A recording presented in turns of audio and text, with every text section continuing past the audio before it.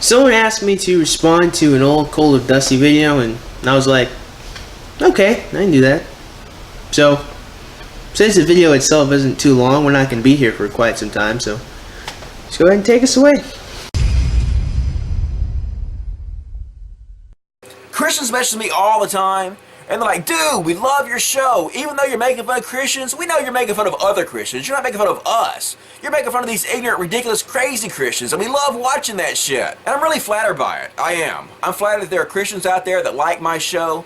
But at the same time, I can't help but think, what the hell is going on in your mind? I'm not talking about just the crazy Christians. I'm talking about all of you. Every single one of you. Now, at this point in my first look at the video, I was like, damn. All those Christians that enjoyed watching him and tossing him money, they probably feel real silly right about now.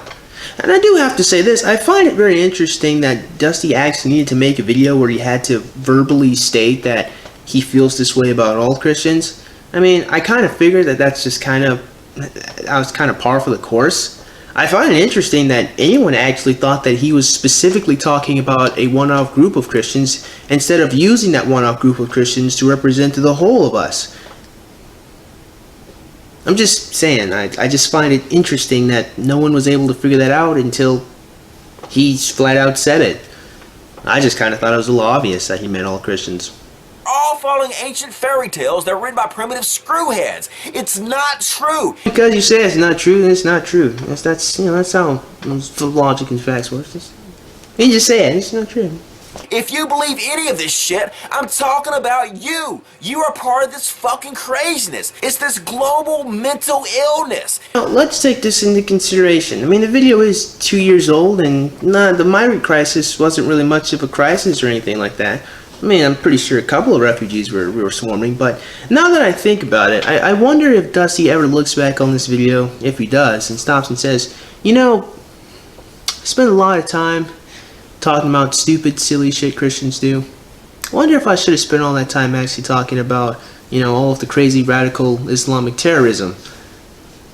I wonder if he thinks that. He probably doesn't, but I was just wondering if he does. Again, I myself always trying to find it to be, I don't know, a little silly that he and a lot of other popular atheists actually got popular talking about the silly and stupid shit Christians did or said.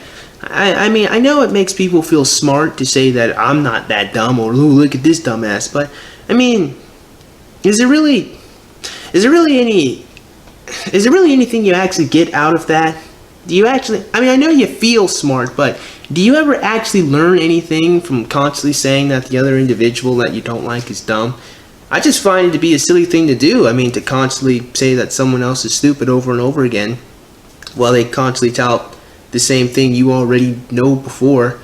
Which is why on my channel I constantly try to say something interesting, at least I try to say something interesting at the end of my videos or during the videos, so you don't hear the same shit over and over again.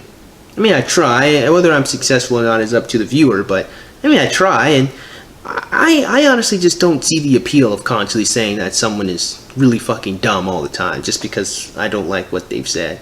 And I honestly can't for the life of me understand where all the vitriol from Dusty's coming from, considering he was once a Christian himself. You would think that he, of all other people, would have some degree of empathy for these people, but no. And if you're a Christian, I don't care how crazy you think this shit is, you're a part of it. Almost every Christian I've ever met thinks that most other people that call themselves Christians are not Christians. I don't believe that. Maybe I don't believe it because it's obviously hyperbole, and maybe it is obviously hyperbole, but I mean, if it wasn't hyperbole, if you do mean that as a literal statement, then that would mean that no Christian ever would actually think that the other person that they're going to church with is a Christian. I mean, if you're talking about specific denominations, then yeah, sure, you definitely have a point there, but you said every single Christian you meet, and so unless you meet a Christian from a different denomination every time you meet a Christian, then that statement, I guess, again, it's just hyperbole, but it just kind of rubs me the wrong way, because there's no way that's true, and I know you know that's not true, hyperbole or not. It's called the no true Scotsman fallacy. Look it up. I will say it's a bit ironic that you're the individual saying that we should look it up when you're not actually using the no true Scotsman fallacy correctly. I explained this once, but I'm going to explain it again in case for other people don't know what it is. The no true Scotsman fallacy isn't simply dismissing somebody as a part of a group or a part of a criteria. It's dismissing someone from a part of a group or a criteria when the dismissal is based on something that has nothing to do with the criteria. For example, if I say, there's no way you're a firefighter, you're like 5'11", well, that's a no true Scotsman fallacy, because being tall has nothing to do with being a firefighter. Now, if I said, there's no way you're a firefighter because you drive around in the cop car and you arrest criminals, that's not a no true Scotsman fallacy. That's me correctly labeling my terms. I have described a police officer, not a firefighter. To say that someone is not a firefighter because they do not fight fires is not a no true Scotsman fallacy. So, if a Christian is saying that you're not a Christian because you're not following the rules and guidelines set by Jesus Christ, well, then that would be correct. They're not really good at that whole Christian thing. If they're saying you're not a Christian because you don't feel the way I feel, then that's probably more than likely no true Scotsman fallacy. But because we don't have any specifics, we don't really know. All I do know is that the practical application of simply saying someone is not a Christian is not unto itself a no true Scotsman fallacy. There needs to be more information there before we say it. So, and I'm just explaining this for the people who, want to correctly label fallacies so you can get argumentation correctly. Because if you listen to Dusty, you'll end up getting it wrong. So, go ahead and wrap us up. I think we've been here long enough. I know that you feel like you're one of the very few people that figured out the magical, secret, special Jesus recipe and everybody else got it wrong. But that's not fucking true, man. The truth is there is no special, secret, magical Jesus recipe. It's all bullshit, every bit of it. See, here's something I always found to be pretty interesting and kind of funny. Most of the shit that we all think that we know, most of the information that's deliberated to us that we constantly learn in science, most of it was all actually figured out and discovered by Christians, actually. No, really. Like, look at Rene Descartes, for example. You know that XY coordinate plane that you use to graph things? Well, he invented that. Laws of refraction, he figured that out. I mean, I'm just saying, it's interesting. Hell, even a lot of the different universities that people still go to were originally founded and created by Christians. A lot of people who are pursuing knowledge originally actually thought that learning more about the world actually increased their faith in God. It didn't take it away. But that's another video for another time. Again, I'm supposed to be wrapping this up. Like it or not, all religions are based on faith, and faith is ignorance. Faith is not the way you find the truth. There's only one way that mankind has ever been able to correctly distinguish fact from fiction. And that way is through the power of logic. Well, logic alone isn't enough to find out what the truth is. I mean, you could logically deliberate a lot of stupid shit if you put some thought into it. I mean, for example, I'll show you this as a kid. When I was a kid, I used to think that scientists had time machines. Now, of course, you think that's just the mumblings of a small 6-year-old, but hear me out. I logically deliberated this as a kid. I thought like this. My teacher taught us that a fact was something that you could prove, and an opinion is something that you can't prove. It's just really basic. I mean, we're like, what, 6, 7? I don't know, right? And then later that day, after learning that lesson, I was reading a book about dinosaurs. And I remember reading that book, and the book said, no one has ever seen a living dinosaur, ever. And dinosaurs died out 65 million years ago. And I thought to myself, well, how is it possible to know 65 million years have passed? And how is it possible to know that a dinosaur looks like this if no one's ever seen a living dinosaur? The book tells me that this is a fact, but how are you supposed to prove it?